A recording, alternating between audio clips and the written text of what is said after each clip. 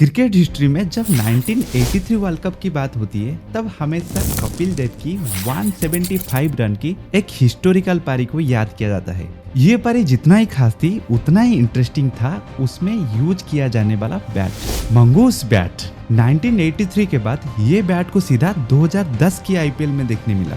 उस टाइम ये बैट को लेके एक भयंकर कंट्रोवर्सी देखने के लिए मिली थी और पब्लिक डिमांड कर रही थी ये बैट को बैन किया जाए।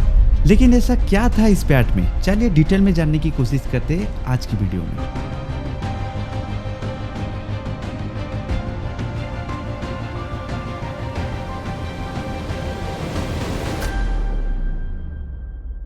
क्रिकेट की शुरुआती दिनों से लेकर अभी तक क्रिकेट बैट में एक भयंकर एवोल्यूशन देखने के लिए मिला है। आज की कंपैरिजन में पहले कुछ इस तरह की बैट को यूज किया जा रहा था। जी हाँ दोस्तों, ये एक क्रिकेट बैट ही है। इसका डिजाइन कुछ हॉकी स्टिक की तरह है, लेकिन ये एक क्रिकेट बैट है। इस बैट को 16 से 17 सेंचुरी के बीच यूज किया जा रहा था, लेकिन बैट का वेट इतना कम होने की वजह से उस टाइम बैट्समैन को बहुत सारा डिफिकल्ट का सामना करना पड़ रहा था और इसी चीज को दूर करने के लिए बैट को थोड़ा सा मॉडिफाई करके ऐसा बना दिया गया। लेकिन अर्ली 17 सेंचुरी में एमसीसी ने एक ऐसा बैट बनाया जो उस टाइम के नॉर्मल बैट की कंपैरिजन में कुछ 4 गुना वाइडर था। यहाँ पे एमसीसी को ऐसा समझ लो, आज के टाइम में आईसीसी क्रिकेट के लिए जो भी कर रहा है वही सेम चीज उस टाइम एमसीसी कर रहा था। लेकिन इस वाइडर बैट की वजह से बॉलर्स को बहुत ज्यादा प्रॉब्लम हो रही थी, क्योंकि ये बैट इतना वाइड था जिस वजह से विकेट ही कवर हो जा रहा था। और इम्पोर्टेंट बात यह है कि बॉलर्स को विकेट लेने के लिए विकेट ही नहीं दिख रहा था। दुनिया में क्रिकेट की पॉपुलैरिटी और डिमांड को देखकर एमसीसी ने साल 1744 में लॉ ऑफ क्रिकेट को इंट्रोड्यूस किया और उसी टाइम बैट के लिए भी लॉ बनाया गया। इस लॉ में विड्थ, डेप्थ और एजेस के लिए एक मैक्सिमम डायमेंशन सेट किया गया। मतलब एक बैट की डायमेंशन इस वैल्यू से ज्यादा नहीं होना चाहिए। लेकिन इस लॉ में बैट की हाइट को लेकर अभी तक कुछ भी मेंशन नहीं किया गया है। इसका ऑब्वियस रीजन ये है कि हर एक प्लेयर की हाइट सेम नहीं होता है, जिस वजह से बैट की हाइट डिसाइड करना नेक्स्ट टू इम्पॉसिबल है। और इसी लॉ की वजह से प्लेयर्स 90s के टाइम अग्रेसिव बैटिंग के लिए अपने पास एक मंगूस बैट रखते थे।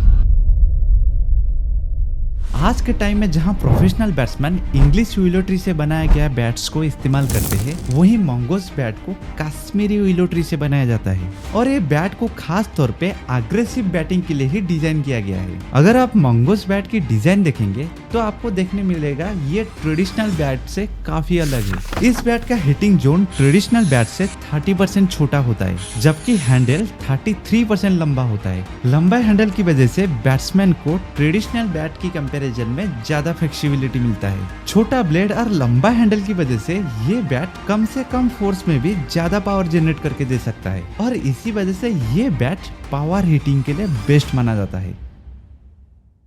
1983 वर्ल्ड कप में कपिल देव ने ये बैट को यूज किया था जब इंडिया का सिचुएशन जिम्बाब्वे के खिलाफ बहुत खराब था। पहले बैटिंग करते हुए इंडिया की टॉप 5 बस 15 रन ही बना पाई थी, लेकिन कपिल देव आके यहाँ से पारी को संभाल देते हैं। काफी देर तक डिफेंडिंग शॉट खेलने के बाद अभी टाइम था स्कोरिंग शॉट लगाने की और इसी वजह से कपिल ट्रेडिशनल बैट को मंगूस बैट से रिप्लेस किए। Kapil brings out the mongoose bat. Better batting conditions post-lunch, encouraging him to counter-attack. Mongoose bat हाथ में आते ही मानो रन की बारिश ही शुरू हो गई। कपिल के सामने तो जिम्बाब्वे की बॉलर्स घुटने ही टेक दिए थे। कुल 175 रन मारे थे 126 स्ट्राइक रेट के साथ। आज के टाइम में ये स्ट्राइक रेट को नॉर्मल माना जाता है, लेकिन ये नॉर्मल नहीं है, क्योंकि टॉप 5 की विकेट जस्ट 15 रन पे जाने के बाद 200 रन तक पहुंचना नेक्स्ट टू इम्पॉसिबल था। एग्जाम्पल के लिए हम चैंपियंस ट्रॉफी और वर्ल्ड कप फाइनल देख सकते हैं, लेकिन 1983 में ये पॉसिबल हुआ बस मंगूस बैट की वजह से।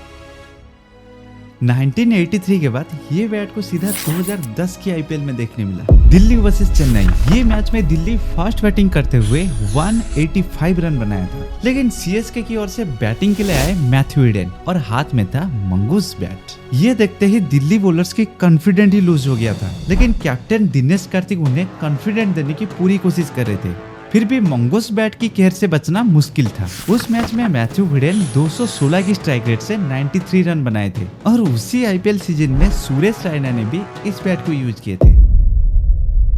लेकिन सवाल ये है कि मोंगोस बैट इतना बढ़िया होने के बावजूद लगभग हर एक प्लेयर क्यों इस बैट को इग्नोर करते हैं? क्या आईसीसी ने इस बैट को बैन कर चुका है? जी नहीं दोस्तों, इसका रीजन कुछ और है। सुरेश रैना ने बताया कि इस बैट को यूज करके अटैकिंग शॉट तो खेल सकते हैं, लेकिन डिफेंडिंग शॉट नहीं। इसका सिंपल रीजन है बैट की डिजाइन।